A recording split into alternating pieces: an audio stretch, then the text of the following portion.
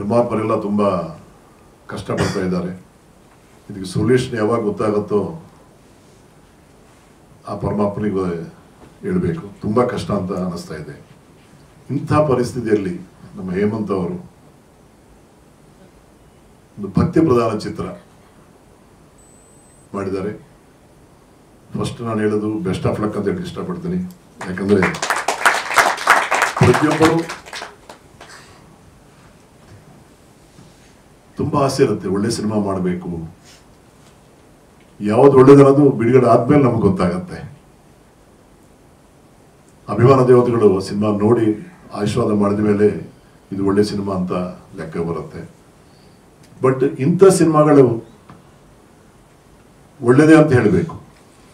ಯಾಕಂದರೆ ಸಾಮಾಜಿಕ ಚಿತ್ರಗಳಲ್ಲಿ ಏನು ಕಥೆ ಇರುತ್ತೋ, ಯಾವ ರೀತಿ ಚಿತ್ರಕಥೆ ಇರುತ್ತೋ ಯಾರಿಗೂ ಗೊತ್ತಾಗಲ್ಲ. ಇದು ಪೌರಾಣಿಕ ಅಂತ ಅಂದಮೇಲೆ ಓಲ್ಡ್ ಜನರೇಷನ್ ಅವರೆಲ್ಲರಿಗೂ, ಮುಖ್ಯವಾಗಿ ಹಳ್ಳಿ ಪ್ರಾಂತದಲ್ಲಿ ಈ ಡ್ರಾಮಾ ಅಂದರೆ ತುಂಬ ಇಷ್ಟಪಡ್ತಾರೆ. ಸಿನಿ ಪ್ರಭಾವ ತುಂಬ ಮನೆಯಲ್ಲಿ ಫಂಕ್ಷನ್ಸ್ನಲ್ಲಿನೂ ಆ ಕಥೆ ಹೇಳಿಸ್ಕೊತ ಇರ್ತಾರೆ, ಚೆನ್ನಾಗಿರುತ್ತೆ. ಈ ಸಿಟಿಯಲ್ಲಿ ಹುಟ್ಟಿದವ್ರಿಗೆ ಯಾರಿಗೂ ಅಷ್ಟು ಈ ಪೌರಾಣಿಕ ಕಥೆಗಳ ಬಗ್ಗೆ ಇಷ್ಟ ಇರಲ್ಲ, ಅವ್ರಿಗೆ ಗೊತ್ತೂ ಆಗಲ್ಲ. ಬಟ್ ಈ ಕಾಲದಲ್ಲಿ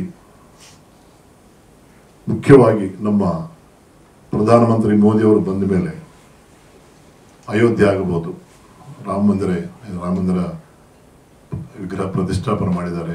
ಅಂದರೆ ಜನಗಳು ಎಲ್ಲೋ ಬೇರೆ ಕಡೆ ಹೋಗ್ತಾ ಇದೀವಿ, ನಾವು ಸೊಸೈಟಿ ಬೇರೆ ಬೇರೆ ಹೋಗ್ತಾ ಇದೆ ಅನ್ನೋ ನೋವು ಇಂಥ ಸಿನಿಮಾಗಳನ್ನು ಮಾಡುವಾಗ ನಮ್ಮಂಥವ್ರಿಗೆ ಕಡಿಮೆ ಆಗತ್ತೆ. ಮೋದಿಯವರು ಎಷ್ಟೋ ಕಷ್ಟಪಟ್ಟು, ಅಂದರೆ ರಾಜಕೀಯ ನಾನು ಮಾತಾಡ್ತಾ ಇಲ್ಲ,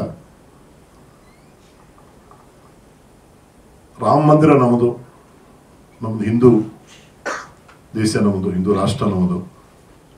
ಇಲ್ಲಿ ನಮ್ಮ ರಾಮನಿಗೆ ಮಂದಿರ ಕಟ್ಟಕ್ಕಾಗಲ್ವಾ, ಕಟ್ಟಿದ್ರೆ ಹೆಂಗಿರ್ಬೋದು ಅನ್ನೋದು ಮೋದಿಯವರು ಮಾಡಿ ತೋರಿಸಿದ್ದಾರೆ.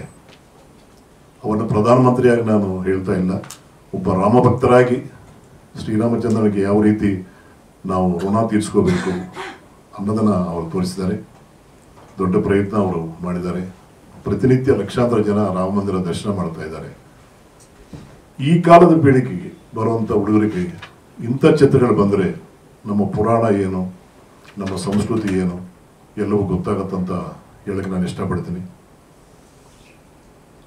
ನಾನು ಭಗವಾನ್ ಶ್ರೀ ಸಾಯಿಬಾಬಾ ಸಿನಿಮಾ ಮಾಡೋಕ್ಕೆ ಮುಂಚೆ ಕರ್ನಾಟಕದಲ್ಲಿ ಸಾಯಿ ಭಕ್ತರು ಕಡಿಮೆ ಇದ್ದಾರೆ. ಸಾಯಿಬಾಬಾ ಸಿನಿಮಾ ಮಾಡಿದ ಮೇಲೆ ಸಾಯಿ ಭಕ್ತರು ಹೆಚ್ಚಾಗಿದ್ದಾರೆ. ನಾವು ಆವಾಗ ಶಿರ್ಡಿ ಹೋಗುವಾಗ 85-86ನಲ್ಲಿ 1,000 ಜನ ಇದ್ದಾರೇನೋ ಗೊತ್ತಿಲ್ಲ. ದ್ವಾರಕಾ ಮೈಲೇ ನಾವು ರಾತ್ರಿ ಎಲ್ಲ ಮಲಗ್ತಾ ಇದ್ವಿ ನಾವು. ಇವಾಗ ಶಿರ್ಡಿ ಹೋದರೆ ಲಕ್ಷಾಂತರ ಜನ ಪ್ರತಿನಿತ್ಯ ದರ್ಶನ ಮಾಡ್ಕೊತಾ ಇದ್ದಾರೆ. ಈ ಥರ ಸಿನಿಮಾಗಳು ಮಾಡುವಾಗ ನಮ್ಮ ಪುರಾಣದಲ್ಲಿರುವಂಥ ಪಾತ್ರಗಳು, ನಮ್ಮ ಪುರಾಣದಲ್ಲಿ ಏನೇನು ಅದ್ಭುತವಾದಂಥ ಚರಿತ್ರೆ ಇದೆ ಅದೆಲ್ಲವನ್ನೂ ಗೊತ್ತು ಮಾಡುವಂಥ ಪ್ರಯತ್ನ ಅಂತ ನಾನು ಹೇಳಕ್ಕೆ ಇಷ್ಟಪಟ್ಟಿದ್ದೀನಿ. ರಾಜ್ಕುಮಾರ್ ಅವ್ರ ಕಾಲದಲ್ಲಿ ಇಂಥ ಚಿತ್ರಗಳು ಬೇಕಾಷ್ಟು ಬಂತು ಆ ಕಾಲದಲ್ಲಿ. ಆಮೇಲೆ ಕಾಲ ಚೇಂಜ್ ಆಯಿತು, ಬರೀ ಸೋಷಲು ಆ್ಯಕ್ಷನು. ಇವಾಗಿರೋದಂಥ ಚಿತ್ರ ನಿಮ್ಗೆ ಗೊತ್ತಾಗುತ್ತೆ. ಪ್ರೀತಿ ಇರ್ಬೋದು, ಬೇರೆ ರೀತಿ ಸಮಾಜ ಬೇರೆ ರೀತಿಯಲ್ಲಿ ಹೋಗ್ತಾ ಇದೆ.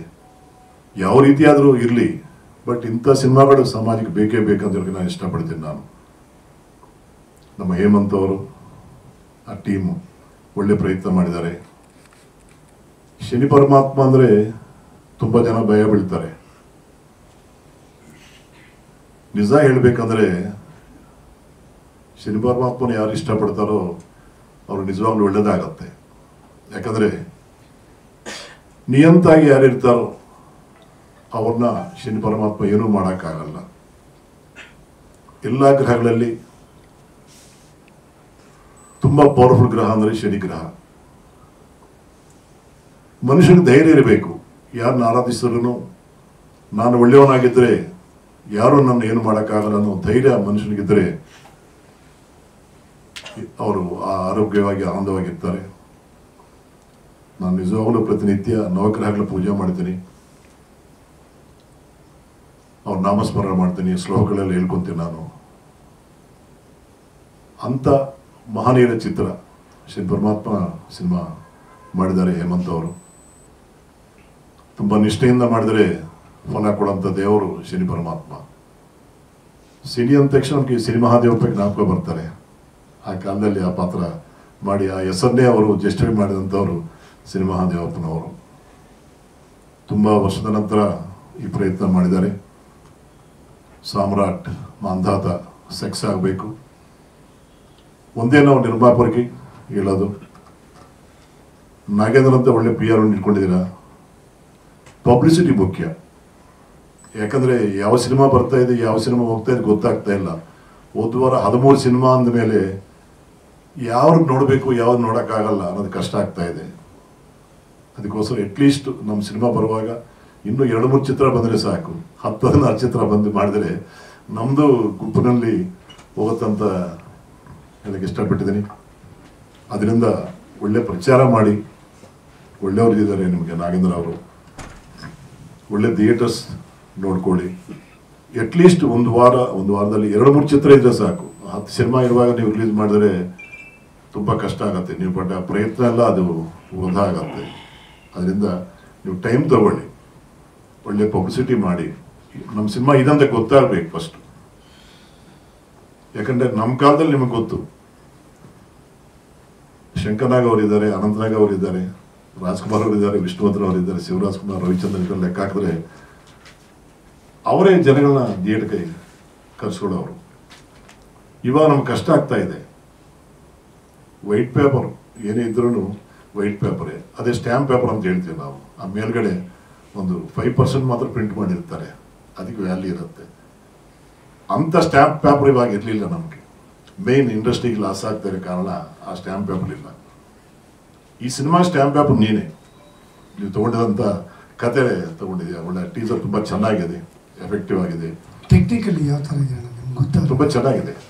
VFX ತುಂಬ ಯೂಸ್ ಮಾಡ್ಕೊಂಡಿದ್ದಾರೆ, ನೋಡೋಕ್ಕೆ ಅದ್ದೂರಿಯಾಗಿ ಕಾಣುತ್ತೆ. ಆ ಕಾಲದಲ್ಲಿ ಈ ಥರ VFXಗೆ ಅವಕಾಶ ಇರಲಿಲ್ಲ. 2000ರಲ್ಲಿ ನಾಗದೇವತೆ ನಾವೇ ಮಾಡಿದ್ದೀವಲ್ವ, ಫಸ್ಟ್ ಟೈಮು ಒಂದು ಅರ್ಧ ಗಂಟೆ ಮೇಲೆ CG ಮಾಡಿದಂಥ ಸಿನಿಮಾ ಅದು. ತುಂಬ ಕಷ್ಟಪಟ್ಟಿದ್ದೀವಿ. ಇವಾಗ ಆ್ಯಕ್ಚುಲಿ ಡೈರೆಕ್ಟರ್ ಸ್ವಲ್ಪ ಬುದ್ಧಿವಂತರಾದರೆ ತುಂಬ ಈಸಿಯಾಗಿ ಮಾಡ್ಕೋಬೋದು. ಇವಾಗ ಬುದ್ಧಿವಂತರಂತ ಅನಿಸ್ತದೆ, ಚೆನ್ನಾಗಿ ಉಪಯೋಗಿಸ್ಕೊಂಡಿದ್ದಾರೆ ಅವರು. ಆದ್ರೂ 3 ವರ್ಷ ಕಷ್ಟಪಟ್ಟಿದ್ರು ಈ ವರ್ಕ್ಗೆ. ನಾಗೇಂದ್ರ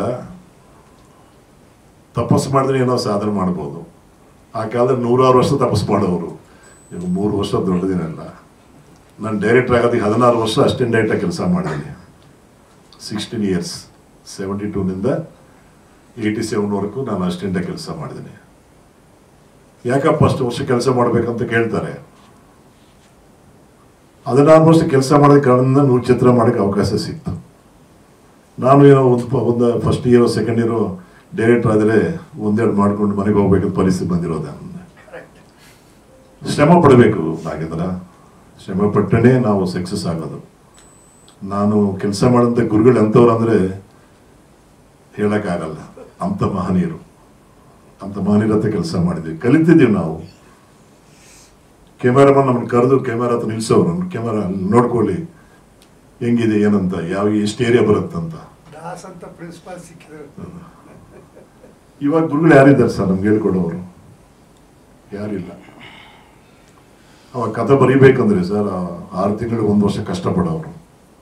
ನಾವು ಆಚಾರ್ಯ ಯಾತ್ರೆ ಅವ್ರ ಹತ್ರ ಡೈಲಿ 12 ಗಂಟೆಗೆ ಹೋದ್ವಿ ಸರ್ ನೈಟು. ಬೆಳಗ್ಗೆ 5 ಗಂಟೆವರೆಗೆ ಕೆಲಸ ಮಾಡೋರು ನಾವು. ಅರ್ಧರಾತ್ರಿ ದೇವಗಳು ಓಟಾಡುತ್ತೆ. ಅಂಥ ಸಮಯ ನಮ್ಮ ಗುರುಗಳು ಎದ್ಬಿಟ್ಟು ನಮ್ಮನ್ನೆಲ್ಲ ಕೂರಿಸಿ ಒಂದು ಸ್ಕೂಲ್ ಥರ ಎಲ್ಲರಿಗೂ ಕೂರಿಸ್ಬಿಟ್ಟು ಹಾಡುಗಳು. ಆಚಾರ್ಯ ಆತ್ರೇಯ ಅವರು ರೈಟರ್. ಪ್ರೇಮಾನಗರ್ ಕೇಳಿದ್ರಲ್ವಾ, ಅವರು ಡೈಲಾಗು ಹಾಡು ಥರ ಇರುತ್ತೆ, ಹಾಡು ಡೈಲಾಗ್ ಥರ ಇರುತ್ತೆ. ಅಂತ ಮಹನೀಯರು ಅವರು. ನಾನು ಕಾರ್ತಿಕ ದೀಪ ಕೆಲಸ ಮಾಡಿದ್ದೀನಿ. ದೊಡ್ಡ ದೊಡ್ಡ ಚಿತ್ರಗಳವರು NTR ಜೊತೆಯಲ್ಲಿ ರ್ಯಾಲಂಗೀರ, ರಮಣಾರೆಡ್ಡಿ, ಈಶ್ವರಂಗಾರಾವ್, ಸತ್ಯನಾರಾಯಣ, ಸೋಮನ್ ಬಾಬು, ಕೃಷ್ಣ ಅಂತ ಮಹಾನ್ ಜೊತೆ ಕೆಲಸ ಮಾಡಿದ್ದೀವಿ. ಅವರ ಆಶೀರ್ವಾದ ಆಗ್ಬೋದು, ಅವ್ರ ಹತ್ರ ಕಲಿತ ವಿದ್ಯೆ ಆಗ್ಬೋದು, ಒಂದು ಸಕ್ಸಸ್ ಆಗೋದಕ್ಕೆ ದಾರಿ ಸಿಕ್ತು. ಇವಾಗ ಪೇಷನ್ಸ್ ಇಲ್ಲ, ಅಷ್ಟು ದಿನ ಕಾಯ್ಬೇಕನ್ನೋದು ಟೆನ್ಷನ್ ಇದೆ. ಬಟ್ ನಾನು ಕೇಳ್ಕೊಳ್ಳೋದು ಒಂದೇ, ಒಂದು ಕಾಲದಲ್ಲಿ ಕರ್ನಾಟಕದಲ್ಲಿ ಚಿತ್ರರಂಗ ಕರ್ನಾಟಕ ಮಾತ್ರ ಸ್ಥಿಮಿತವಾಗಿತ್ತು. ಇವಾಗ ಪ್ರಪಂಚದಾದ್ಯಂತ ನಮ್ಮ ಕನ್ನಡದ ಬಗ್ಗೆ ಮಾತಿದೆ. ಕರ್ನಾಟಕ ರಂಗ ಚಲನಚಿತ್ರರಂಗದಲ್ಲಿ ಒಳ್ಳೆ ಚಿತ್ರಗಳು ಮಾಡ್ತಾ ಇದ್ದಾರೆ ಅನ್ನೋದಿದೆ. ಇತ್ತೀಚೆಗೆ ಕಾಟಿರ ದೊಡ್ಡ ಹಿಟ್ಟಾಯಿತು. ಈ ಥರ ತಿಂಗಳಿಗೆ 1-2 ಚಿತ್ರಗಳು ಬರ್ತಾ ಇದ್ದರೆ ಥಿಯೇಟರ್ಗಳು, ಚಿತ್ರಮಂದಿರಗಳು ಮುಚ್ಚಲ್ಲ ಅಂತ ಹೇಳ್ತಾ ಇದ್ದೀವಿ. ಬಟ್ ಏನಂದರೆ ಸಕ್ಸಸ್ ಆಗಿದವರು 2 ವರ್ಷಕ್ಕೆ 3 ವರ್ಷಕ್ಕೆ ಒಂದು ಚಿತ್ರ ಮಾಡ್ತಾ ಇದ್ದಾರೆ. 1 ವಾರ ಓಡಿಸ್ತಾರೆ, ದುಡ್ಡು ತಗೊಂಡು ಹೋಗ್ತಾರೆ. ಬಟ್ ಈ 2 ವರ್ಷ ಥಿಯೇಟರ್ನ ಯಾರು ಮೇಂಟೈನ್ ಮಾಡ್ತಾರೆ? ಅದಕ್ಕೆ ಅವಾಗ ನಾವು ರೆಫರೆನ್ಸ್ ತಗೊಂಡಿದ್ದು. ಶಂಕರ್ನಾಗ್ ಅವರು, ಅನಂತನಾಗ್ ಅವರು, ಜಗ್ಗೇಶ್, ಕಾಶಿನಾಥ್, ಈ ಥರದ ಶಿವರಾಜ್ ಕುಮಾರ್, ರವಿಚಂದ್ರ ಎಲ್ಲ ತಗೊಂಡ್ರೆ ಪ್ರತಿ ತಿಂಗಳು ಯಾರೊಬ್ಬ ದೊಡ್ಡ ಹೀರೋ ಸಿನಿಮಾ ಬಿಡುಗಡೆ ಆಗೋದು. ಚಿತ್ರಮಂದಿರ ಅಂದರೆ ಶುಕ್ರವಾರ ಅಂದರೆ ಒಂದು ಹಬ್ಬ ಥರ ಇರೋದು ನಮಗೆ. ಬ್ಲಾಕ್ ಟಿಕೆಟ್ ಮಾರ್ಕೊಂಡು ಮನೆ ಕಟ್ಕೊಂಡು ಹೋದಿದ್ದಾರೆ, ಮದುವೆ ಮಾಡಿದವರು ಇದ್ದಾರೆ ಕರ್ನಾಟಕದಲ್ಲಿ. ಹಂಗಿರೋದ ಕಾಲ. ಪುನಃ ಆ ಕಾಲ ಬರಬೇಕಂತ ಆಸೆ ಪಡ್ತೀನಿ.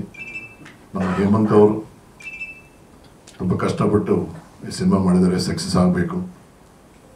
ಪಾತ್ರಧಾರನ್ನು ಡೈಲಾಗು ತುಂಬ ಚೆನ್ನಾಗಿ ಹೇಳಿದ್ದಾರೆ. ಕೆಮರ್ಮನ್ ವರ್ಕು ಚೆನ್ನಾಗಿದೆ, ಮ್ಯೂಸಿಕ್ಕು ಚೆನ್ನಾಗಿದೆ. ಟೋಟಲ್ ಒಂದು ಸಕ್ಸಸ್ ಆಗೋದಕ್ಕೆ ಇರುವಂಥ ಡೆಪ್ತ್ ಕಾಣ್ತಾ ಇದೆ cinema. Once again best of luck to ಅಂತ ಒಂದು ಪೌರಾಣಿಕ ಚಿತ್ರ. ಇದರಲ್ಲಿ ಮುಖ್ಯವಾಗಿ ಹೇಳಬೇಕಂತಂದ್ರೆ ಎಲ್ಲ ಕಲಾವಿದರು ರಂಗಭೂಮಿ ಕಲಾವಿದರುಗಳು. ಇದೇ ಮೊದಲನೇ ಬಾರಿಗೆ ಅವರು ಕ್ಯಾಮ್ರಾನ ಫೇಸ್ ಮಾಡಿರೋಂಥದ್ದು.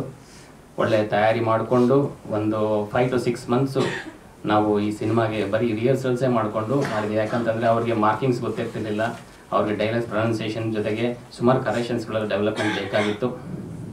ಆದ್ದರಿಂದ ಅವರು ತಯಾರಿ ಮಾಡ್ಕೊಂಡು ಇದನ್ನು ಅಭಿನಯ ಮಾಡಿದ್ದಾರೆ. ಆ್ಯಕ್ಚುಲಿ ಇದು ನಾವು ಕೊರೋನಾ ಬರೋದ್ರಿಂದ ಟೈಮಲ್ಲಿ ಶೂಟಿಂಗ್ ಸ್ಟಾರ್ಟ್ ಮಾಡಿದ್ವಿ. 3 years ಅಂದರೆ ಆ್ಯಕ್ಚುಲಿ ಶೂಟಿಂಗ್ ಡೇಸ್ ಕಮ್ಮಿ ಇದ್ದರೂ ಕೂಡ ಅದಾದಮೇಲೆ VFXಗೆ ಅಪ್ರಾಕ್ಸಿಮೇಟ್ಲಿ ಒಂದು 2300 VFX ಶಾರ್ಟ್ಸ್ ಇರ್ಬೋದು. ಇದರಲ್ಲಿ ಕಂಪ್ಲೀಟ್ VFX ಇರೋದ್ರಿಂದ ಇದು 3 ವರ್ಷ ಹಿಡಿತು. ಆಮೇಲೆ ಕತೆಗೆ ಬಂತಂದರೆ ಒಂದು ಸಿಂಪಲ್ 4 ಲೈನಲ್ಲಿ ಹೇಳಿ ಮುಗಿಸ್ತೀನಿ. ತ್ರೇತಾಯುಗದ ಆದಿ ಭಾಗದಲ್ಲಿ ಅಧರ್ಮ ಅನ್ನೋದು ಹೆಚ್ಚಾಗಿ ಕಾರಣ ಲಕ್ಷ್ಮಿ ಒಂದು ಸುಲಭವಾಗಿ ಎಲ್ಲ ದುಷ್ಟ ದಾನವರಿಗೆ ಲಭ್ಯಳಾದ್ಲು ಅಂತ ಒಂದು ಕಾರಣಕ್ಕೋಸ್ಕರ ಅಧರ್ಮ ಹೆಚ್ಚಾಗ್ಬಿಡುತ್ತೆ. ಆಗ ಧರ್ಮದೇವನಿಗೆ ನೆಲೆ ಇಲ್ಲದೆ ಭೂಲೋಕನ ತ್ಯಜಿಸಿ ಅವನು ದೇವಲೋಕದ ಕಡೆ ಓಡಿ ಹೋಗ್ತಾ ಅವನು ಶನಿದೇವರನ್ನ ಭೇಟಿ ಮಾಡ್ತಾನೆ. ಅಲ್ಲಿ ಈ ಒಂದು ಲೋಕಕಂಟಕವಾಗಿರೋದಕ್ಕೆ ಕಾರಣ ಲಕ್ಷ್ಮಿ ಬಂದು ದುಷ್ಟದಾನವರಿಗೆ ಸುಲಭವಾಗಿ ಲಭ್ಯವಾಗಿದ್ದೇ ಇದಕ್ಕೆ ಕಾರಣ ಅಂತ ತಿಳಿದು ಒಂದು ಮಾತಿನ ಒಂದು ಚಕಮಕಿಯಲ್ಲಿ ಒಂದು ಪಂಥ ಆಗ್ಬಿಡುತ್ತೆ. ಯಾರು ಶ್ರೇಷ್ಠರು ಅನ್ನೋದಕ್ಕೆ ಒಂದು ಪಂಥ ಆಗ್ಬಿಡುತ್ತೆ. ಆ ಪಂಥ ನಿರ್ಧಾರ ಆಗೋದಕ್ಕೆ ತ್ರಿಮೂರ್ತಿಗಳ ಲೋಕದಲ್ಲಿ ಒಂದು ಸಭೆಯಲ್ಲಿ ಶ್ರೀಹರಿ ಹತ್ರ ಹೋಗಿ ಅದನ್ನು ಮುಂದೆ ಇಡ್ತಾರೆ. ಆಗ ಆ ಶ್ರೀಹರಿಯ ಒಂದು ಚಿತ್ತದ ಪ್ರಕಾರ ಭೂಲೋಕದಲ್ಲಿ ಮಾಂಧಾತನೆಂಬ ಒಬ್ಬ ಮನುಷ್ಯ ಯವನಾಶ್ವನ ಕಿಬ್ಬೊಟ್ಟೆಯಿಂದ ಅಂದರೆ ಒಬ್ಬ ತಂದೆ ಕಿಬ್ಬೊಟ್ಟೆಯಿಂದ ಹುಟ್ಟಿ ಈ ಒಂದು ಶ್ರೇಷ್ಠತೆಯನ್ನು ನಿರ್ಧಾರ ಮಾಡುವಂಥ ಒಂದು ನಿರ್ಣಾಯಕವಾದಂಥ ಜನ್ಮವನ್ನು ತಾಳ್ತಾನೆ ಅಂತ ಶ್ರೀಹರಿ ಹೇಳ್ತಾನೆ. ಆ ಒಂದು ಸಂದರ್ಭದಲ್ಲಿ ಇವರಿಬ್ಬರು ಪಂಥಕ್ಕೆ ಹೋಗಿ ನಿಂತ್ಕೊಂಡಾಗ ಯಾರು ಶ್ರೇಷ್ಠ ನಿರ್ಧಾರ ಮಾಡುವಂತ ಕೇಳ್ಕೊಂಡಾಗ ಮಾಂಧಾತನಿಗೆ ಶನಿದೇವರ ಬಗ್ಗೆ ಅನುಕಂಪ ಇಲ್ದೇನೆ ಲಕ್ಷ್ಮಿ ಬಗ್ಗೆ ಹೆಚ್ಚಿಗೆ ಮಾತಾಡ್ದ ಅಂತ ಹೇಳಿ ಅದು ಕಷ್ಟಗಳು ಕೊಡೋದಕ್ಕೆ ಸ್ಟಾರ್ಟ್ ಮಾಡ್ಬಿಡ್ತಾರೆ ಶನಿದೇವರು.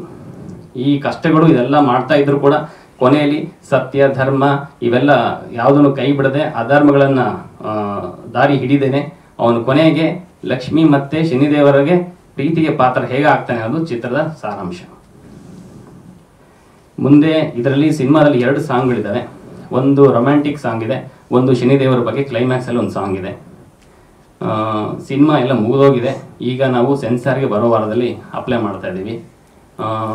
ಏಪ್ರಿಲಲ್ಲಿ ಸಿನಿಮಾನ ರಿಲೀಸ್ ಮಾಡುವಂಥ ಸಿದ್ಧತೆಗಳನ್ನ ಮಾಡ್ಕೊಂಡಿದ್ದೀವಿ. ಪ್ರಚಾರ ಈಗಾಗಲೇ ಲೈಟಾಗಿ ಸಿಂಪಲಾಗಿ ಸ್ಟಾರ್ಟ್ ಮಾಡ್ಕೊಂಡಿದ್ದೀವಿ. ಇದು ಇವತ್ತು ಟ್ರೈಲರ್ ಲಾಂಚ್. ಇಲ್ಲ ಗುರುಗಳೇ, ಇದು ಆ್ಯಕ್ಚುಲಿ ಬಂದ್ಬಿಟ್ಟು ಇನ್ಸ್ಪಿರೇಷನ್ ಗುರುಗಳದು ಸುಮಾರು ಸಿನಿಮಾಗಳು ಮತ್ತು ರಾಜ್ಕುಮಾರ್ ಸಿನಿಮಾಗಳು ರೆಫರೆನ್ಸ್ಗಳು ಇವೆಲ್ಲ ಬಂದ್ಬಿಟ್ಟು ನಾರ್ಮಲಾಗಿ ನೋಡ್ತಾ ಇದ್ವಿ. ಒಂದು ಸರಿ ನಾನು ಶನಿವಾರ ಒಂದು ನಾಟಕದ ಒಂದು ಇದಕ್ಕೆ ಹೋಗಿದ್ದೆ ಮತ್ತದಲ್ಲಿ. ಅಲ್ಲಿಂದ ಬರ್ತಾ ಇರುವಾಗ ಸುಮ್ಮನೆ ಹಾಗೆ ಡಿಸ್ಕಷನ್ ಮಾಡ್ತಾ ಇರುವಾಗ ಒಂದು ಕತೆ ಚೆನ್ನಾಗಿದೆ, ಮಾಡೋಕ್ಕಾಗುತ್ತಾ ಇದು ಅಂತ ಒಂದು ಪ್ರಶ್ನೆ ಬಂದಾಗ ಇಲ್ಲ ಇದನ್ನು ಸಿನಿಮಾ ಮಾಡಿಬಿಡೋಣ ಅಂತ ಹೇಳಿ ನಿರ್ಧಾರ ಮಾಡಿಕೊಂಡೆ. ಬಟ್ ಏನಂತಂದರೆ ಸಿನಿಮಾನ ಹಳೆ ಕಾಲದ ಸ್ಟೈಲಲ್ಲಿ ಮಾಡೋದಕ್ಕಿಂತ ಈಗಿನ ಸ್ವಲ್ಪ ಟೆಕ್ನಾಲಜಿ ಯೂಸ್ ಮಾಡಿಕೊಂಡು ಒಂದು ಡಿಫ್ರೆಂಟ್ ರೆಪ್ರೆಸೆಂಟೇಷನ್ ಮಾಡ್ಬೋದು ಅನ್ನೋ ಒಂದು ಧೈರ್ಯದಲ್ಲಿ ನಾನು ಆರಂಭ ಮಾಡಿದ್ದು. ಆರಂಭ ಮಾಡಿದಾಗ ಶೂಟಿಂಗ್ ಏನೋ ಕಮ್ಮಿ ಇತ್ತು ಡೇಸು, ಬಟ್ ಆಮೇಲೆ ಅದ್ರ ವರ್ಕ್ಲೋಡ್ ಜಾಸ್ತಿ ಆಗ್ತಾ 1 year ಅಂತ ಅಂದ್ಕೊಂಡಿದ್ದು 3 ವರ್ಷ ಆಗೋಯ್ತು. 3 years ಬರೀ VFX ಮಾಡ್ಕೊಂಡು ಕೂತ್ಕೊಂಡಿದ್ವಿ. ಅಂದರೆ ಅದು ಸ್ವಲ್ಪ ಸೆಟ್ ಆಗ್ತಾ ಇರಲಿಲ್ಲ, ವಿಜುವಲ್ಸ್ ಫಿಟ್ ಆಗ್ತಾ ಇರಲಿಲ್ಲ. ನಾವು ಪ್ರಿವ್ಯೂಸ್ ಮಾಡಿದ್ದು ಮತ್ತು ಫೈನಲ್ ಬಂದರೆ ಔಟ್ಪುಟ್ಟು ಮ್ಯಾಚ್ ಆಗ್ತಾ ಇರಲಿಲ್ಲ. ಈ ಥರ ಟ್ರಯಲ್ ಅಂಡ್ ಎರರ್ಗಳಲ್ಲಿ ಟೈಮು ಎಕ್ಸ್ಟೆಂಡ್ ಆಗಿಬಿಟ್ಟು 3 years ಆಗಿದೆ. ಹಾಂ ಹೇಳಿ. ಥ್ಯಾಂಕ್ ಯು ಗುರುಗಳೇ. ಪ್ರಯತ್ನವನ್ನು ಮೆಚ್ಚಲೇಬೇಕು. ರೀಸೆಂಟ್ ಆಗಿ ಆದಿಪುರುಷ್ ಅಂತ ಪ್ರಭಾಸ್ ಅಂತ ಒಂದು ದೊಡ್ಡ ಸ್ಟಾರ್ ಇಟ್ಕೊಂಡು ಪ್ಯಾನ್ ಇಂಡಿಯಾ ಲೆವೆಲ್ ಅಲ್ಲಿ ಮಾಡಿದ್ರು. Thank you. ಅವರ ಗ್ರಾಫಿಕ್ಸ್ ತುಂಬಾ ಕಳಪೆ ಮಟ್ಟದಲ್ಲಿತ್ತು. ಅದನ್ನ ಅರ್ಥಪಟ್ಟು ತುಂಬಾ ಚೆನ್ನಾಗಿದೆ. ತುಂಬಾ ಥ್ಯಾಂಕ್ ಯು ಗುರುಗಳೇ. ಆದ್ರೆ ಗ್ರಾಫಿಕಲ್ ಪ್ರೆಸೆಂಟೇಷನ್ ಎಲ್ಲ ತುಂಬಾ ಎಫರ್ಟ್ ಹಾಕಿದ್ದಾರೆ ಹೇಳ್ದಂಗೆ. ಆದ್ರೆ ಡೈಲಾಗ್ಸ್ ಆಡಿಬಲ್ ಇಲ್ಲ, ಡಿಸ್ಟರ್ಬೆನ್ಸ್ ಇದೆ. ಮೋಸ್ಟ್ಲಿ ಎಲ್ಲರೂ ಅಪ್ರಿಶಿಯೇಟ್ ಮಾಡ್ತಿದ್ದಾರೆ ಅಷ್ಟೇ. ಕರೆಕ್ಷನ್ ಮಾಡ್ಕೊಂಡ್ರೆ ತುಂಬಾ ಒಳ್ಳೆ. ಖಂಡಿತ ಇನ್ಪುಟ್ ತಗೊಳ್ಳೋಣ ಗುರುಗಳೇ. ಯಾಕಂದ್ರೆ ಇದು ಎಲ್ಲ ಕಲಿಕೆ. ಯಾಕಂದ್ರೆ ಇದಕ್ಕೆ ಮುಂಚೆ ನಾನು ಯಾವ್ದು ಸಿನಿಮಾ ಏನೇ ಮಾಡಿದ್ರು ಇವಾಗ ಮಾಡಿರೋದಕ್ಕೂ ತುಂಬಾ ಡ್ರಾಸ್ಟಿಕಲಿ ಇಂಪ್ರೂವ್ಮೆಂಟ್ಸ್ ಬೇಕಾಗುತ್ತೆ. ಇನ್ಪುಟ್ಸ್ ತಗೊಳ್ತೀನಿ. ಯಾಕಂದ್ರೆ ಇದು ಫಸ್ಟ್ ಕಾಪಿನ ರೆಡಿ ಆಗಿಲ್ಲ, ಇವಾಗ ನಾವು ಸೆನ್ಸರ್ ಹಾಕುವಂಥ ಸ್ಟೇಜಲ್ಲಿದೆ. ಇದನ್ನ ನಾವು ಮೈಂಡ್ಲಿ ಇಟ್ಕೊಂಡು ಅದನ್ನು ಒಂದು ಕರೆಕ್ಷನ್ ಮಾಡ್ಕೊಡ್ತೀವಿ. ಎಲ್ಲ ಕಲಿಕೆ ಇಲ್ಲದೆ ಏನು ಮಾಡೋಕ್ಕಾಗೋದಿಲ್ಲ, ಎಷ್ಟು ಕಲ್ತ್ರು ಕಮ್ಮಿನೇ. ಗೊತ್ತಾಯ್ತು. ಇದು ಈ ಪಾಯಿಂಟ್ ಹೇಳ್ತಾ ಇದ್ದೀರಾ. ಇದು ಯಾಕಂದ್ರೆ ನಾವು ಟ್ರೈಲರ್ ಬೇಕಂತಾನೆ ನಾನು ಹಾಕ್ಸಿದ್ದದು. ಯಾಕಂದ್ರೆ ಅದು ಸರೌಂಡಿಂಗ್ ಬೇಕು ಅಂತ ಹೇಳ್ಬಿಟ್ಟು ಈ ಪರ್ಟಿಕ್ಯುಲರ್ಗೆ ದೇವತೆಗಳ ವಾಯ್ಸ್ಗೆ ಹಾಕಿದ್ದೀವಿ. ಅದರಲ್ಲಿ ಒಂದು ಸೈನಿಕರ ಮುಂದೆ ನಿಂತ್ಕೊಂಡು ಮಾತಾಡೋದು ಎಕೋ ಹಾಕ್ಸ್ಬಿಟ್ಟಿದೆ. ಅವನು ನನ್ನ ಕನ್ವಿನ್ಸ್ ಮಾಡ್ದೆ, ನಾನು ಅದು ಒಪ್ಕೊಂಡ್ಬಿಟ್ಟೆ. ಯಾಕಂದ್ರೆ ಚೆನ್ನಾಗಿತ್ತು ಅಂತ ಆ ಟೈಮಲ್ಲಿ. ಕರೆಕ್ಷನ್ ಸಿನಿಮಾದಲ್ಲಿ ಆ ಥರ ಇರೋದಿಲ್ಲ, ಯಾಕಂದ್ರೆ ಅದು ಒಪ್ಕೊಂಡಿದ್ದೀನಿ, ಮಾಡಿದ್ವಿ, ಬೇಕು ಅಂತಾನೆ ಮಾಡಿದ್ದು ಪರ್ಟಿಕ್ಯುಲರ್ಲಿ. ಈ ತರ ಸಿನಿಮಾಗಳಲ್ಲಿ ಸಂಭಾಷಣೆ ಬಹಳ ಪ್ರಮುಖ. ಗೊತ್ತು ಗುರುಗಳೇ, ಗೊತ್ತು. ಕಥೆ ಅರ್ಥ ಆಗೋದು, ಪಾತ್ರ ಅರ್ಥ ಗೊತ್ತಾಯ್ತು. ಅದಕ್ಕೆ ಸ್ವಲ್ಪ ಒತ್ತು ಕೊಡಿ. ಖಂಡಿತ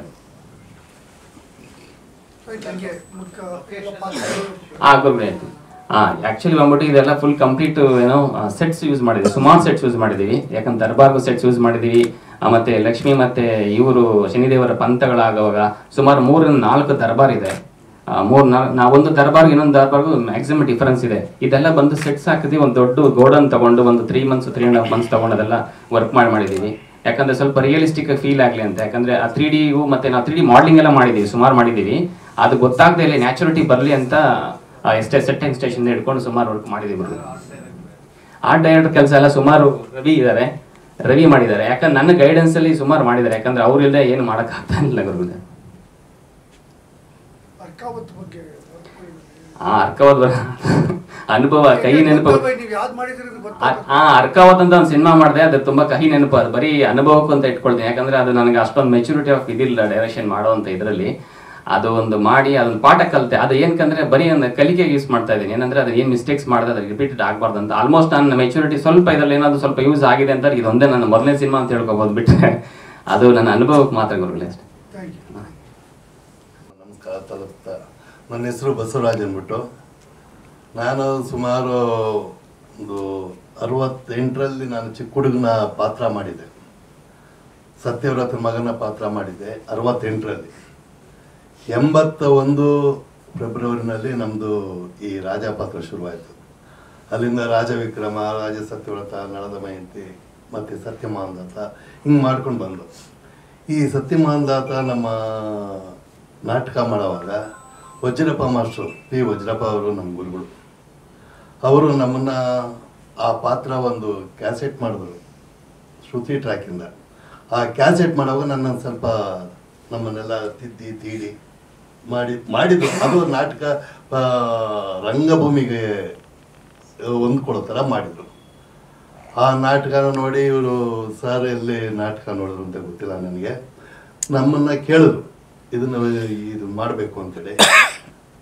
ಸರ್ ನಾವೆಲ್ಲ ರಂಗಭೂಮಿ ನಾವು ಇವಾಗ ಮೇಕಪ್ ಹಾಕ ಹೀಗೆಲ್ಲ ಮಾಡೋದು ನಮ್ದು ಅಭ್ಯಾಸ ಇರ್ತಿತ್ತು ಅದು ಮುಂಚಿನ ರಂಗಭೂಮಿಯಲ್ಲಿ. ನಮ್ಮನ್ನು ಸಾಕಷ್ಟು ತಿದ್ದಿ ತೀಡಿ ಸಾಕಷ್ಟು ಕೆಲಸ ಮಾಡಿ ಒಂದು 3.5-4 ತಿಂಗಳವರೆಗೂ ಪ್ರಾಕ್ಟೀಸ್ ಮಾಡಿ ಆಮೇಲೆ ನಮಗೆ ಈ ಪಾತ್ರ ಮಾಡಲಿಕ್ಕೆ ಹೇಳಿದ್ರು. ಅದರಿಂದ ಸಾಧ್ಯವಾದಷ್ಟು ದೇವರು ನಮ್ಗೆ ಎಷ್ಟು ಶಕ್ತಿ ಕೊಟ್ಟಿದ್ದಾನೆ ಅಷ್ಟು ಎಫರ್ಟ್ ಹಾಕಿ ಮಾಡಿದ್ದೀನಿ ಸರ್. ಹೌದು ಸರ್, ನಾನು ಮಾಂಧಾತನ ಪಾತ್ರ ಮಾಡಿದ್ದೀನಿ ಸರ್. ಮಾಡಿದ್ದೀವಿ ಸರ್, ಒಂದು ಈ ಮಾಂಧಾತನ ಪಾತ್ರನೇ ಒಂದು 40-45 ಸರಿ ಮಾಡಿದ್ದೀನಿ ಸರ್. ಹೌದು ಸರ್. ಗುರುಗಳು ಏನೊಂದು ವಿಷಯ ಏನಪ್ಪ ಅಂತಂದ್ರೆ ಇದ್ರ ಪಾತ್ರಧಾರಿಗಳನ್ನ ಸೆಲೆಕ್ಟ್ ಮಾಡೋಕ್ಕೆ ಒಂದು ಜನೂನ್ ರೀಸನ್ ಇದೆ. ಏನಂತಂದ್ರೆ ಮಾಂಧಾತನ್ನ ಯಾಕೆ ಇವರೇ ಮಾಡಬೇಕಾಗಿತ್ತು, ಶನಿದೇವರ ಪಾತ್ರ ಯಾಕೆ ಅವರೇ ಮಾಡಬೇಕಾಗಿತ್ತು ಅನ್ನೋದಕ್ಕೆ. ಯಾಕಂದ್ರೆ ನಾನು ಅವ್ರ ನಾಟಕಗಳನ್ನ ನೋಡಿದಾಗ ಶನಿದೇವರ ಪಾತ್ರ ಅವರೇ ಮಾಡಿದ್ರು, ಸುಮಾರು ಸತಿ ಮಾಡಿದ್ರು. ಅವ್ರು ಸುಮಾರು ವಿಡಿಯೋಸ್ನ ನೋಡಿ ನಾನು ಅವ್ರನ್ನ ಓಕೆ ಇವ್ರು ಮಾಡಿದ್ರೆ ಇನ್ನೂ ಸ್ವಲ್ಪ ನನಗೆ ಕ್ಯಾರೆಕ್ಟರ್ಗೆ ವೆಯ್ಟ್ ಬರುತ್ತೆ, ಆ ಬಾಡಿ ಲ್ಯಾಂಗ್ವೇಜ್ ಮೂವ್ಮೆಂಟ್ಸ್ ಎಲ್ಲ ಈಸಿ ಆಗುತ್ತೆ ನನಗೆ ಮೇಕಿಂಗ್ಗೆ ಅಂತೇಳಿ ಅವ್ರನ್ನ ಒಂದ್ಸತಿ ಆಡಿಷನ್ ಮಾಡಿ ಫೈನಲೈಸ್ ಮಾಡಿದೆ. ಇಲ್ಲಾಂದರೆ ಇದು ಕಷ್ಟ ಆಗ್ತಾ ಇತ್ತು. ಶನಿದೇವರ ಹೈ ಪಿಚ್ ಪರ್ಫಾರ್ಮೆನ್ಸ್ ಬಿಹೇವಿಯರ್ ಇವೆಲ್ಲ ಬೇರೆ ಥರ ಇರ್ತಾ ಇತ್ತು. ಒಬ್ಬರು ಶನಿ ಪಾತ್ರ ಮಾಡೋಕ್ಕೂ ಇನ್ನೊಬ್ಬರು ಮಾಡೋಕ್ಕೂ ತುಂಬ ವ್ಯತ್ಯಾಸ ಇದೆ. ಬಟ್ ಸಿನಿಮ್ಯಾಟಿಕ್ ಆಗಿ ಆ ಸಿನಿಮಾಗೆ ಫ್ಲೇವರ್ ಬೇಕು ಅನ್ನೋದಕ್ಕೋಸ್ಕರ ಇವರು ಮಾಡ್ತಾರೆ ಅನ್ನೋ ನಂಬಿಕೆ ಅದ್ರ ಮೇಲೆ ಬಂತು, ಅದಕ್ಕೆ ಮಾಡಿದ್ರು.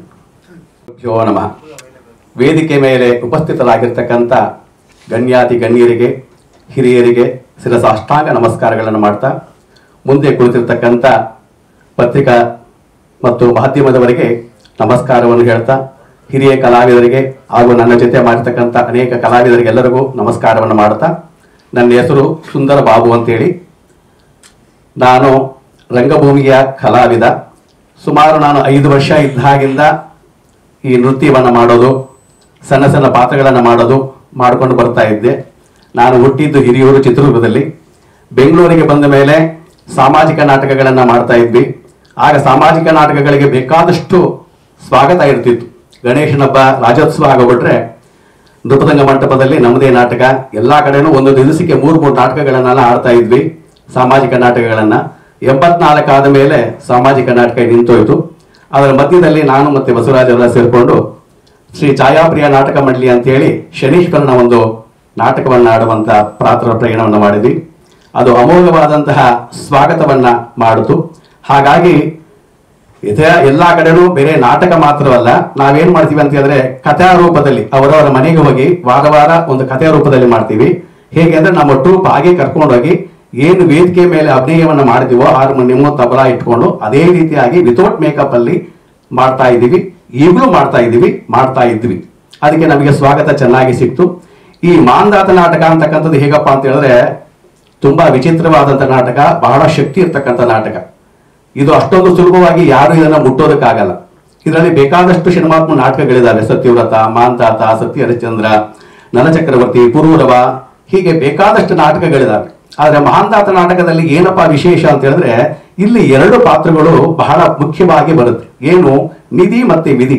ಈ ಪ್ರಪಂಚದಲ್ಲಿ ಮನುಷ್ಯ ಬದುಕಬೇಕು ಅಂತ ಹೇಳಿದ್ರೆ ಈ 2 ಇಲ್ದಲೇ ಇದ್ರೆ ಯಾರ ಕೈಯಿಂದನೂ ಇರೋದಕ್ಕೂ ಸಾಧ್ಯ ಇಲ್ಲ, ಬರೋದಕ್ಕೂ ಸಾಧ್ಯ ಇಲ್ಲ, ಹೋಗೋದಕ್ಕೂ ಸಾಧ್ಯ ಇಲ್ಲ. ಹಾಗೆ ಈ ಒಂದು ಪವರ್ ಹೇಗಿರುತ್ತೆ ಅಂತಂದ್ರೆ ಸುಮಾರು ಜನ ನಾವು ನೋಡಿದಾಗೆ ಈ ನಾಟಕಗಳನ್ನ ಮಾಡೋದಕ್ಕೋಗಿ ಸ್ಟೇಜ್ ಸುಟ್ಟಾಕೊಂಡಿರೋದು, ಮತ್ತೆ ಅವರು ಹೆಸರಿದ್ದಲ್ಲೇ ಹೋಗಿರ್ತಕ್ಕಂಥದ್ದು, ಏನೇನೋ ಅನೇಕ ಕಷ್ಟಗಳನ್ನ ಪಡಿರ್ತಕ್ಕಂಥದ್ದೆಲ್ಲ ನಾವು ನೋಡಿದೀವಿ. ಕಾರಣ ಏನಪ್ಪಾ ಅಂದ್ರೆ ಅದು ಶನಿಮಾತ್ಮ ಕಾರಣ ಅಲ್ಲ. ಆವಾಗಲೇ ಅಣ್ಣವ್ರು ಹೇಳೋದು ಒಂದು ಮಾತು, ಯಾರು ಪರಮಾತ್ಮನನ್ನ ಭಯ ಭಕ್ತಿಯಿಂದ ಪ್ರಾರ್ಥನೆಯನ್ನ ಮಾಡ್ತಾರೋ ಅವನನ್ನ ಅವರು ಯಾವಾಗಲೂ ಮಗುವಿನ ತರ ಕಾಪಾಡ್ಕೊಂಡು ಹೋಗ್ತಾ ಇರ್ತಾನೆ ಅಂತೇಳಿ. ನಾವೆಲ್ಲ ಸುಮಾರು 1977-78ನೇ ಇಸ್ವಿಯಿಂದ ಪರಮಾತ್ಮನನ್ನ ಪೂಜೆ ಮಾಡ್ತಾ ಬಂದಿದ್ದೀವಿ. ನಾವು ಹೀಗಿದ್ದವರು ಇವತ್ತು ಇಲ್ಲಿವರೆಗೆ ಬಂದಿದ್ದೀವಿ, ನೀವು ಮುಂದೆ ಎಲ್ಲ ಕುಳಿತುಕೊಂಡಿದ್ದೀವಿ ಅಂತಂದ್ರೆ ಅದಕ್ಕೆ ಕಾರಣ ಯಾರಪ್ಪ ಅಂತಂದ್ರೆ ಆ ಭಗವಂತನಾಗಿರ್ತಕ್ಕಂಥ ಶನೇಶ್ವರ ಸ್ವಾಮಿ.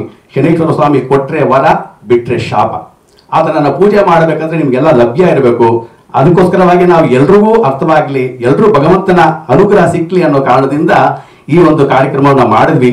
ಇದಕ್ಕೆ ಮುಖ್ಯವಾಗಿ ನಮ್ಮ ಹೇಮಂತ್ ಕುಮಾರ್ ಅವರು ಮತ್ತೆ ಬಸವರಾಜ್ ಇವರಿಬ್ಬರ ಪ್ರಯತ್ನದಿಂದಲೇ ಈ ಒಂದು ಚಿತ್ರ ಹೊರಗಡೆ ಬಂದಿದ್ದು.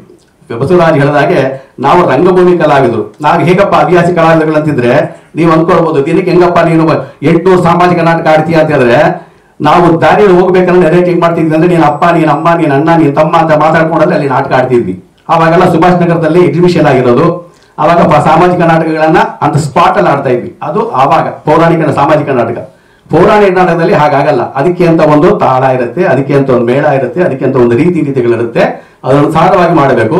ಬಟ್ ಚಲನಚಿತ್ರಕ್ಕೆ ಬಂದಾಗ ಏನಾಯ್ತು, ನಮಗೆ ಸ್ವಲ್ಪ ಕಷ್ಟವಾಯಿತು. ಯಾಕಂದ್ರೆ ನಮ್ಮ ಅಭಿನಯಕ್ಕೂ ನಮ್ಮ ಆತರಕ್ಕೂ ನಮ್ಮ ಅವಸರಕ್ಕೂ ನಾವು ಅಲ್ಲಿ ಕೂಗೋದಕ್ಕೂ ಇಲ್ಲಿ ಮಾತಾಡೋದಕ್ಕೂ ವ್ಯತ್ಯಾಸ ಬಹಳ ಇತ್ತು.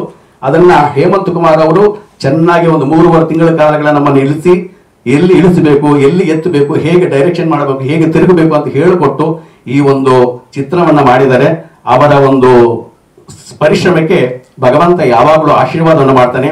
ಹಾಗೂ ನಿಮ್ಮೆಲ್ಲರ ಆಶೀರ್ವಾದ ನಮ್ಮ ಮೇಲಿರಲಿ. ಈ ನಮ್ಮ ಚಲನಚಿತ್ರ ಹೊರಗಡೆ ಬಂದಾಗ ಆ ಭಗವಂತನ ಆಶೀರ್ವಾದ, ಆಗಲೇ ಗುರುಗಳು ಹೇಳಿದಾಗೆ ಪೌರಾಣಿಕ ಚಿತ್ರ ಇಲ್ಲ, ಈಗ ಎಲ್ಲರ ಮೇಲೂ ಆ ಪ್ರಭಾವ ಬೀರಿ ಮತ್ತೆ ಪೌರಾಣಿಕಕ್ಕೆ ಬಂದು ನಮ್ಮ ಧರ್ಮ, ನಮ್ಮ ಸಂಸ್ಕೃತಿ ಎಲ್ಲ ಬೆಳೀಲಿ ಅಂತ ಹೇಳ್ಕೊಳ್ತಾ ಇದ್ದೀನಿ. ಜೈ ಶನಿದೇವ, ಜೈ ಗುರುದೇವ. ಬಾಳ್ಗೆ ಸಮೃದ್ಧಿಯೊಂದಿಗೆ, ಬಾಳ್ಗೆ ಭೂಮಂಡಲ. ಪಾತ್ರ ಮಾಡಿದ್ದೀನಿ. ನಾನು ಚಿಕ್ಕಂದಿನೂ ರಂಗಭೂಮಿಯಲ್ಲಿ ಪಾತ್ರಗಳು ಮಾಡ್ಕೊಂಡು ಬಂದಿದ್ದೀನಿ. ಚಲನಚಿತ್ರ ಆದಮೇಲೆ ನಮಗೆ ಒಂಥರ ಮುಜುಗರ ಇತ್ತು. ಅದನ್ನು ಹೇಮಂತ್ ಸರ್ ಅವರು ಕ್ಯಾಮ್ರಾ ಮುಂದೆ ಬಂದಮೇಲೆ ಈ ರೀತಿ ಪಾತ್ರ ಮಾಡಬೇಕು, ಡೈಲಾಗ್ಸು ಡೆಲಿವರಿಗಳು ಈ ಥರ ಇರಬೇಕು ಅಂತೇಳಿ ನಮ್ಮನ್ನ ತೀಡಿ ಈ ಒಂದು ಅವಕಾಶ ಕೊಟ್ಟು ನಮ್ಮನ್ನ ಈ ಒಂದು ಘಟ್ಟಕ್ಕೆ ತಂದು ನಿಲ್ಲಿಸಿದ್ದಾರೆ. ತುಂಬ ಶ್ರಮ ಪಟ್ಟಿದ್ದಾರೆ ಹೇಮಂತ್ ಅವರು. ಹಗಲು ರಾತ್ರಿ ಅಂದರೆ ಪಾಪ ನಿದ್ಗೆಟ್ಕೊಂಡು ನಮಗೆಲ್ಲ ಒಂದು ಮಾರ್ಗದರ್ಶನ ನೀಡಿ ಈ ಒಂದು ಮಟ್ಟಕ್ಕೆ ತಂದಿದ್ದಾರೆ. ತುಂಬ ಯಶಸ್ವಿ ಆಗಲಿ ಅಂತ ನಾನು ಕೇಳ್ಕೊತೀನಿ. ರಂಗಭೂಮಿ ಕಲಾವಿದೆ ನನ್ನನ್ನು ಕರ್ಕೊಂಡು ಬಂದು ಹೇಮಂತ್ ಸರ್ ಇದರಲ್ಲಿ ಪಾತ್ರ ಮಾಡಬೇಕಮ್ಮ ಅಂತ ಹೇಳಿದ್ರು.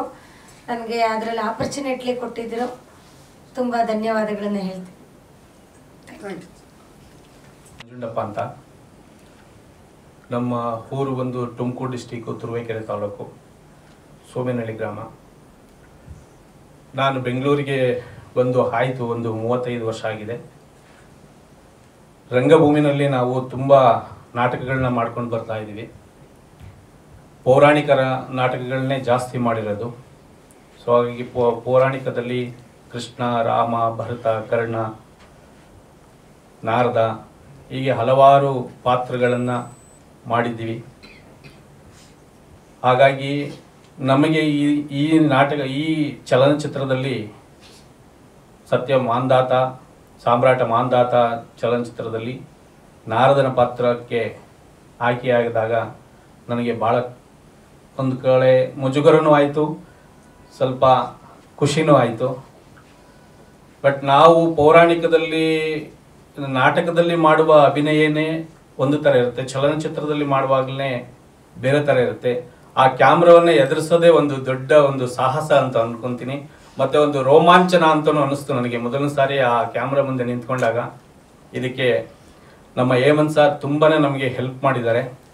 ಹೇಗೆ ಮಾಡಬೇಕು, ಹೇಗೆ ನಿಂತ್ಕೋಬೇಕು, ಹೇಗೆ ಇದು ಮಾಡಬೇಕು ಅನ್ನೋದನ್ನು ತುಂಬ ಅದ್ಭುತವಾಗಿ, ಬೇಜಾರು ಮಾಡ್ಕೊಳ್ಳೋದಲ್ಲೇ, ಒಂದು ಕೆಲವರು ಕೋಪ ಮಾಡ್ಕೊತಾರೆ ಅಂತಾರೆ, ಅದನ್ನು ಕೋಪನೂ ಮಾಡ್ಕೊಳ್ಳದೆ ಆ ಪೇಷನ್ಸಿಂದ ನಮ್ಗೆ ಹೇಳ್ಕೊಟ್ಟಿದ್ದ ರೀತಿ ನನಗೆ ಭಾಳ ಅವ್ರ ಬಗ್ಗೆ ನಮಗೆ ಗೌರವ ತರುತ್ತೆ. ಮತ್ತು ಈ ಚಲನಚಿತ್ರ ತುಂಬ ಅದ್ಭುತವಾಗಿ ಮೂಡಿ ಬಂದಿದೆ ಅಂತ ನಾನಾದರೂ ಅಂದ್ಕೊತೀನಿ. ನೀವು ಇವಾಗ ಟ್ರೇಲರ್ನ ನೋಡಿದ್ದೀರಾ. ಬಟ್ ಇದೊಂದು ಒಳ್ಳೆಯ ಸಂದೇಶವನ್ನು ಕೊಡ್ತಕ್ಕಂಥ ಚಲನಚಿತ್ರ. ಹಿಂದೆ ಬೇಕಾದಷ್ಟು ನಮ್ಮ ಅಪ್ಪಾಜಿಯವರು ಮಾಡಿದ್ದಾರೆ. ಇತ್ತೀಚೆಗೆ ಈ ಪೌರಾಣಿಕ ಚಲನಚಿತ್ರಗಳು ಬರೋದು ಕಡಿಮೆ ಆಗಿದೆ. ಅಂದರೆ ಇವಾಗ ಈಗಿನ ತಲೆಮಾರಿಗೆ ಇದೇ ಒಂದು ಇತ್ತೀಚೆಗೆ ಭಾಳ ಅಪರೂಪವಾಗಿ ರಿಲೀಸ್ ಆಗ್ತಾ ಇದೆ ಅಂತ ನಾನು ಅಂದ್ಕೊಂಡಿದ್ದೀನಿ. ಇದನ್ನು ಪ್ರೇಕ್ಷಕ ಬಂಧುಗಳು ಹೇಗೆ ಸ್ವೀಕರಿಸ್ತಾರೆ ಅನ್ನೋದಕ್ಕೆ ಮೇಲೇ ಡಿಪೆಂಡ್ ಆಗಿದೆ. ನನಗೆ ನಂಬಿಕೆ ಇದೆ ಇದನ್ನು ತುಂಬ ಜನ ನೋಡಿ ಖುಷಿ ಪಡ್ತಾರೆ ಅಂತ ನಾವು ಅಂದ್ಕೊಂಡಿದ್ದೀವಿ. ಅದೇ ರೀತಿ ಆ ಭಗವಂತ ಶನೇಶ್ವರ ಎಲ್ರಿಗೂ ಒಳ್ಳೇದು ಮಾಡಲಿ ಅಂತ ಹೇಳ್ತಾ ನನ್ನ ಈ 2 ಮಾತನ್ನು ಮುಗಿಸ್ತೀನಿ. ಎಲ್ರಿಗೂ ನಮಸ್ಕಾರ. ಮೇಲಿರುವ ಹಿರಿಯರಿಗೂ ಹಾಗೂ ಮಾಧ್ಯಮ ಮಿತ್ರರಿಗೂ ಮೊದಲನೇದಾಗಿ ನಮಸ್ಕಾರವನ್ನು ಸಲ್ಲಿಸುತ್ತಾ, ನನ್ನ ಹೆಸರು ನರಸಿಂಹಮೂರ್ತಿ ಅಂತ. ಇಲ್ಲಿ ಸಮೀಪದ ನೆಲಮಂಗಲ ಹತ್ರ ಕೆಂಪಮ್ಮ ದೇವಿ ನಗರ ಅಂತ ಒಂದು ಹಳ್ಳಿ ಗ್ರಾಮ. ನಾನು ನನ್ನ 14ನೇ ವರ್ಷದಲ್ಲಿದ್ದಾಗೇ ನಾನು ಒಂದು ಈ ರಂಗಪ್ರಯಾಣ ಸ್ಟಾರ್ಟ್ ಆಯಿತು ನಂದು, ನಮ್ಮ ತಂದೆಯವರೊಂದಿಗೆ ರಾಮಾಯಣ ನಾಟಕದಿಂದ. ಅದಾದ ನಂತರ ಇಯರ್ಲಿ 1, 2, 3 ಈ ಥರ ಪಾತ್ರ ಮಾಡ್ಕೊಂಡು ಬಂದೆ. ಅದಾದ ನಂತರ ಕೆಲವೇ ವರ್ಷಗಳ ಹಿಂದೆ ಕರ್ನಾಟಕ ರಂಗ ಸಂಗೀತ ರತ್ನ ದಿವಂಗತ ಆರ್ ಪರಮೇಶ್ವರನ್ ಸರ್ ಅವರ ಪರಿಚಯ ಆಯಿತು. ಹಿರಿಯ ಗುಬ್ಬಿ ಕಂಪನಿಯ ಹಿರಿಯ ಆರ್ಟಿಸ್ಟು, ಅವರು ಹಾರ್ಮೋನಿಸ್ಟು, ಅವ್ರ ಹತ್ರ ಪರಿಚಯ ಆದಮೇಲೆ ನಾಟಕ ಅಂದರೆ ಹೇಗೆ ಮಾಡಬೇಕು, ನಾವು ಒಳ್ಳೆ ನಾಟಕ ಮಾಡ್ತಾ ಇದ್ವಿ, ತುಂಬ ತಪ್ಪುಗಳಿತ್ತು ಅದರಲ್ಲೆಲ್ಲ. ಅವರು ನಮ್ಮನ್ನು ತಿದ್ದಿದ್ರು. ಹೇಗಿರಬೇಕು ಪ್ರೊನೌನ್ಸಿಯೇಷನು, ಅಲ್ಪ ಪ್ರಾಣ ಮಹಾಪ್ರಾಣ ಇದೆಲ್ಲ ಹೇಗಿರಬೇಕು, ಬಾಡಿ ಲ್ಯಾಂಗ್ವೇಜ್ ಹೇಗಿರಬೇಕು, ಪಾತ್ರ ಹೇಗೆ ಮಾಡಬೇಕು ಅನ್ನೋದನ್ನೆಲ್ಲ ಅವರೆಲ್ಲ ನಮ್ಗೆ ಚೆನ್ನಾಗಿ ಹೇಳ್ಕೊಟ್ರು. ಅವರು ಇವಾಗ ಕಾಲವಾಗಿದ್ದಾರೆ. ಅದೇ ರೀತಿ ಅದಾದ ನಂತರ ಈ ಒಂದು ಸಿನಿಮಾಕ್ಕೆ ಬರಬೇಕು ಅಂದರೆ ನಮ್ಮ ಬಸವರಾಜ್ ಸರ್, ನಮ್ಮ ಸ್ನೇಹಿತರು ಮೂರ್ತಿಯವರೇ ಈ ಥರ ಒಂದು ಸಾಮ್ರಾಟ್ ಮಂದಾತ ಅನ್ನೋ ಒಂದು ಚಿತ್ರವನ್ನು ಮಾಡ್ತಾ ಇದ್ದೀವಿ, ನೀವು ಅದರಲ್ಲಿ ಒಂದು ಪಾತ್ರ ಮಾಡಬೇಕು ಅಂತ ಹೇಳಿದಾಗ ಒಪ್ಕೊಂಡೆ. ನಾನು ಒಪ್ಕೊಂಡಾಗ ಶೋಭರಿ ಅನ್ನತಕ್ಕಂತಹ ಪಾತ್ರವನ್ನು ನನಗೆ ಅವ್ರದ್ದು ಹೇಮಂತ್ ಸರ್ ನಿರ್ಧಾರ ಮಾಡಿದ್ರು. ಬಂದು ಕರೆಸಿ ಆಡಿಷನ್ ಮಾಡಿ ಒಂದು 2-3 ದಿನ 4 ದಿನಕ್ಕ ನಂತರ ಯಾವ ಪಾತ್ರ ಕೊಡ್ಬೋದು ಅನ್ನೋ ಒಂದು ಅವರು ಮನಸ್ಸಿಗೆ ಇಚ್ಛೆಗೆ ಬಂದು ಶೋಭರಿ ಅಂತಕ್ಕಂಥ ಪಾತ್ರ ಇದರಲ್ಲಿ ಮಾಡಿದ್ದೇನೆ. ಮುಂದೆ ಇದನ್ನು ಈ ಪೌರಾಣಿಕ ಒಂದು ಸಿನಿಮಾನ ನೋಡಿ ಆಶೀರ್ವದಿಸಬೇಕು ಅಂತ ಈ ಮೂಲಕ ನಾನು ಜನತೆಯನ್ನು ಕೇಳ್ಕೊಳ್ತೇನೆ. ಧನ್ಯವಾದಗಳು. ಸಾಯಿ ಪ್ರಕಾಶ್ ಸರ್ ಮಾತು ಬರ್ತಾ ಇಲ್ಲ. ಇಲ್ಲಿ ಮಾತಾಡಿ, ಏನು ಟೆನ್ಷನ್ ಮಾಡ್ಕೊಬಿಡಿ, ಆರಾಮ ಮಾತಾಡಿ. ಯಾಕಂದರೆ ನಮ್ಮ ಗುರುಗಳಾದಂಥ ಇವರು ಅವರ ಜೊತೆಯಲ್ಲಿ ವೇದಿಕೆ ಹಂಚ್ಕೊಳ್ಳೋದು ಅನ್ನೋದು ಬಂದು ನನಗೆ ತುಂಬ ದೊಡ್ಡ ವಿಚಾರ. ಅದು ಯಾವ ಜನ್ಮದ ಪುಣ್ಯನೋ ಗೊತ್ತಿಲ್ಲ. ಅವರ ಅನುಭವ ಅಷ್ಟು ನಮ್ಮ ವಹಿಸಿರೋದಿಲ್ಲ. ಅವರ ಜೊತೆ ಕುಂತ್ಕೊಂಡಾಗ ಏನು ಮಾತಾಡ್ಬೇಕಂತ ಗೊತ್ತಾಗ್ತಾ ಇಲ್ಲ. ಆದ್ರೂ ಧನ್ಯವಾದ ಸರ್. ನಾನು ನಮ್ಮ ನಿರ್ದೇಶಕರಾದಂಥ ಹೇಮಂತ್ ಸರ್ ಇಬ್ಬರು 25 ವರ್ಷಗಳ ನಮ್ಮ ಸ್ನೇಹ. ಅವ್ರು ಈ ಥರ ಸಿನಿಮಾ ಮಾಡಬೇಕಂದಾಗ ನನಗೂ ಒಂದು ಅವಕಾಶ ಕೊಟ್ಟರು. ಈ ಅವಕಾಶದಲ್ಲಿ ಆರ್ಟ್ ಡೈರೆಕ್ಟ್ರಾಗಿ ಅವಕಾಶ ಕೊಟ್ಟರು.